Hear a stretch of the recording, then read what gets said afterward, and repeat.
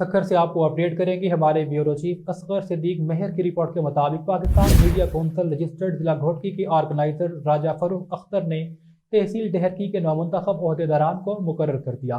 محمد زاہد راجڑی صدر منتخب، مرکزی صدر مہر حمید انور کے احکامات کے مطابق ضلع بھر میں عہدیداران کا چناؤ عمل میں لایا جا رہا ہے۔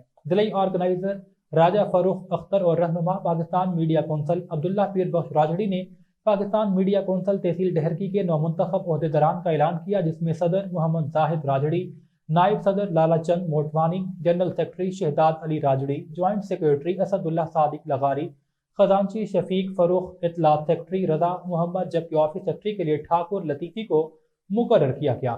اس موقع پر پاکستان میڈیا کونسل کے ضلعی آرگنائزر راجہ فروخ اختر نے کہا کہ علاقائی صحافیوں کے لیے انتھک جدوجہد کرنے پر مرکزی صدر مہر حمید انور کو خراج تحسین پیش کرتا ہوں۔ انہوں نے سندھ سمیت ملک بھر کے صحافیوں کی حقیقی معنوں میں ترجمانی کی۔ ضلع گھوٹکی میں پاکستان میڈیا کونسل رجسٹرڈ کے تمام ممبران مرکزی صدر مہر حمید انور کی زیر نگرانی صحافیوں کے حقوق کی ترجمانی کر رہے ہیں۔ میڈیا کونسل کے رہنما عبداللہ پیر بخش راجڑی نے نومنتخب ارکان کو منتخب ہونے پر مبارکباد پیش کی۔ انہوں نے مرکزی صدر مہر حمید انور کی قیادت پر مکمل اعتماد کا اظہار کیا۔